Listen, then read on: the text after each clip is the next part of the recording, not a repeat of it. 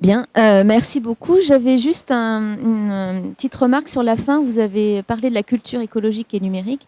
Et le fait est que tout de suite, on va dire qu'elles ont du mal à cohabiter.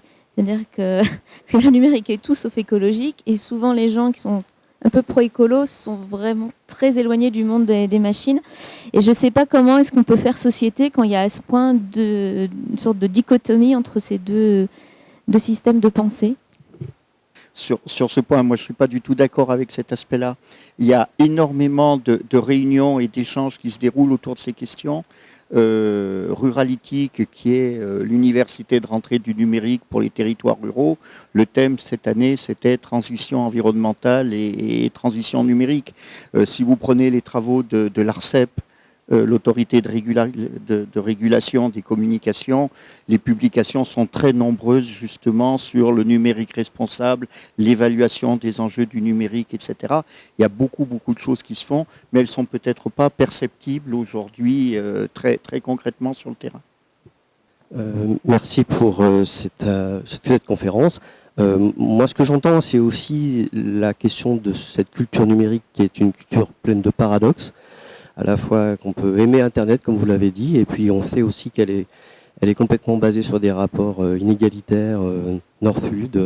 Il y a énormément de questions aussi écologiques.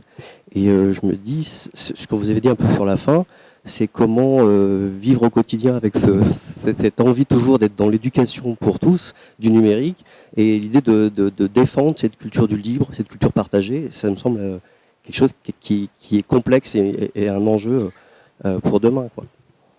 Oui, bonjour. Donc moi, je voulais juste rappeler quand même que l'éducation aux médias, à l'information, c'est indispensable. Les personnes qui, dans les établissements scolaires, sont chargées de le faire majoritairement, ou qui sont spécialisées pour ça majoritairement, sont les professeurs documentalistes. On a quand même un ancien, maintenant, ministre de l'Éducation, Pap Ndiaye, qui a osé dire que on n'allait pas donner des heures aux professeurs documentalistes pour faire de l'éducation aux médias et à l'information. On leur a déjà pas donné d'ordinateur pendant voilà. la prime ordinateur. Donc on est mal barré en fait. Et puis l'autre petit point, c'est que je constate de plus en plus que les applications ou les logiciels que l'on fait utiliser ou que l'on utilise nous au quotidien sont de plus en plus préformatés, prédirigés. On a de moins en moins de liberté en tant qu'utilisateur. Donc c'est très bien de vouloir former, éduquer aux médias, mais les adultes que nous sommes, ou les gens qui s'y connaissent, bloquent de plus en plus la liberté des usagers. Je pense par exemple sur comment on enregistre son fichier, ses documents. De plus en plus, avec les derniers Windows, on a moins de liberté qu'avec les plus anciens. L'idée n'est pas d'être rétrograde, mais on est en train de créer pour les plus jeunes un monde où, pour que tout le monde puisse utiliser, il y a de moins en moins de liberté à l'usager. Bonjour. Oui, vous avez cité quelques travailleurs de la chaîne, ceux qui extraient les terres, ceux qui entraînent ou qui choisissent les images, les ingénieurs. Et nous, les travailleurs, les médiateurs, où est-ce qu'on est là-dedans? Et quelle est la plus-value qui est extraite de notre activité? Je vais prendre les questions à l'envers, commencer par les vôtres et terminer par la question de la culture écologico-numérique.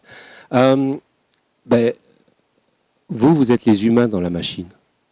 Et ça me semble quelque chose d'absolument indispensable, c'est-à-dire la capacité, il faut qu'il y ait des gens qui transmettent les questionnements qui sont liés à l'informatique.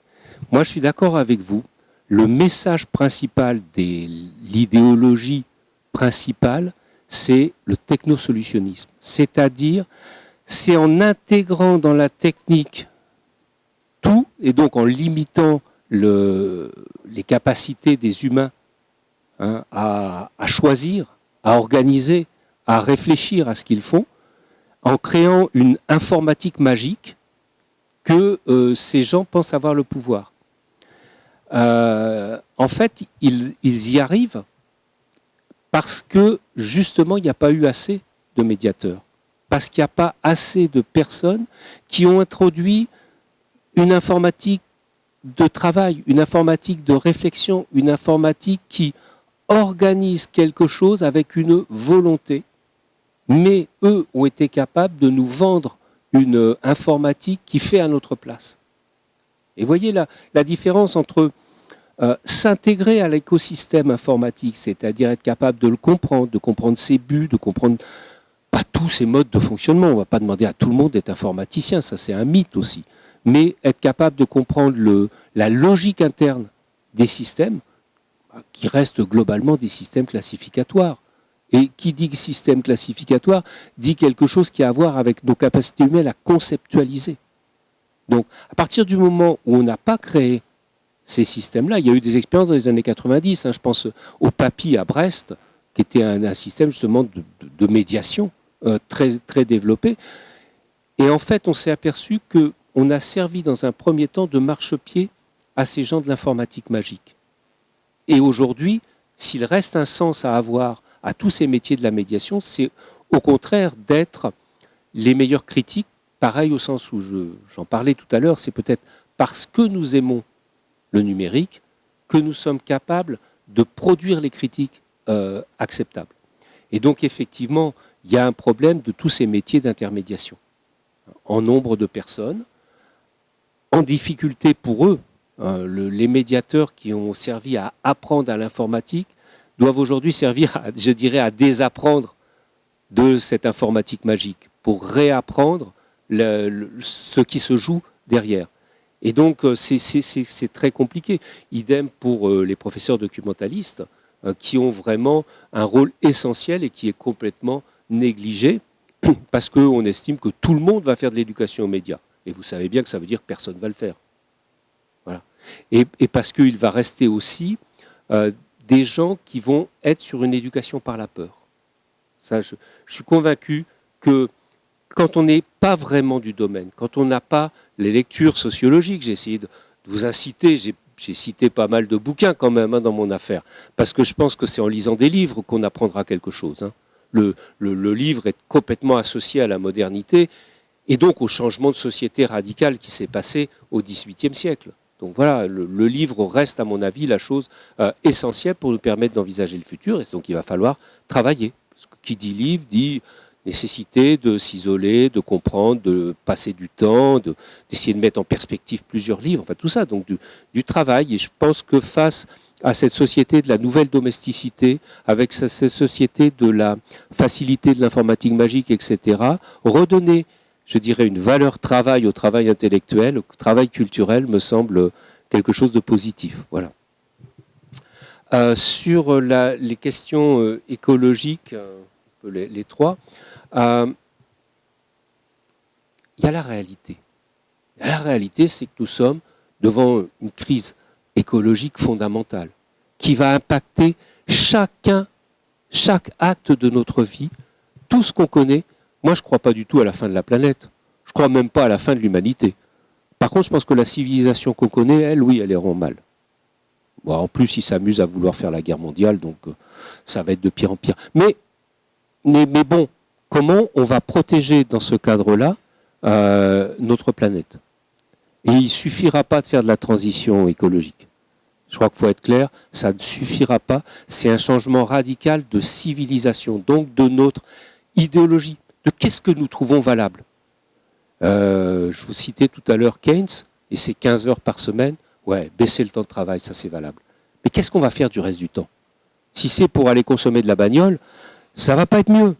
Donc, comment on va développer, je ne sais pas, des jardins partagés, de l'investissement des gens dans les forêts, des balades, la découverte de la merveille de la nature pendant qu'elle est encore là et que la 6e extinction des espèces n'est pas finie. Bon, voilà, tout ça, ça va être des choses absolument essentielles. Partager le travail, créer de nouveaux emplois et diminuer le temps de travail, c'est un vrai projet écologique. Est-ce que le numérique nous sert à ça? C'est une deuxième question. Alors, si on est Bill Gates, on va dire oui, on va trouver des technosolutions à tout ça. Des solutions numériques, et on va même demander à l'intelligence artificielle de nous créer des solutions biologiques. Donc, moi, j'y crois pas du tout. Désolé, j'y crois pas. Je pense que la solution, elle est dans le modèle démocratique, c'est-à-dire les choix humains tels qu'ils vont être faits, qui peuvent être difficiles, parce que la démocratie, c'est faire des choix souvent difficiles. J'ai rarement voté pour des gens qui me plaisaient vraiment. Voilà, c'est comme ça. Et donc cette démocratie aujourd'hui doit prendre en compte le refus du technosolutionnisme, mais l'intérêt des systèmes numériques. ce qu'il faut bien comprendre, c'est que l'informatique est un système en autopoïèse. C'est-à-dire c'est un système qui se crée lui-même en permanence. Et donc la ligne d'acceptabilité diminue, la ligne de flottaison diminue. L'informatique fait de plus en plus semblant d'être humain, et c'est ce que j'essayais de terminer en disant, voilà, nous allons finir par converser, et au Japon ça existe déjà, il y a des études là-dessus, des gens qui préfèrent converser avec des robots, y compris comme en plus ils auront des robots sexuels à disposition, ils n'auront plus besoin de se connecter avec d'autres gens. Et au contraire, nous avons une informatique qui permet de rester connecté avec des gens qu'on ne voit plus. Moi, des tas de personnes que j'ai connues, que je ne vois plus parce que nous ne sommes plus dans la même ère géographique, mais avec qui je reste connecté très régulièrement grâce aux médias sociaux. Donc, nous avons moins de connexions, plus de connexions humaines. Donc, comment nous allons faire des choix dans ce cadre-là? Et ce choix ne sera pas, je pense que ceux qui disent il y a la nature contre l'informatique, ils ne sont pas dans le monde. Le monde, il est informatique. Et ceux qui disent il y aura des technosolutions indépendamment d'une réflexion sur la relation de l'homme et de la nature, ils ne sont pas dans le monde, parce que le monde, il est dans la crise écologique. Voilà. Donc, à nous de nous former, de réfléchir. Moi, je n'ai pas la solution. Sinon, je me présenterai, ou moi, je voterai pour quelqu'un que j'aime bien. Donc, voilà. Mais non, la question, c'est comment, collectivement, nous allons accepter de faire ce travail de liberté. Voilà. C'est ça qui me semble l'élément important. Après, attention aux mots qui glissent, attention aux mots qui ne veulent rien dire. Et ça, ChatGPT, il fera aussi bien que les gens qui produisent des mots qui ne veulent rien dire. Et donc, c'est peut-être pour eux qu'il y a le plus grand danger. Ça ne serait peut-être pas forcément le plus mal.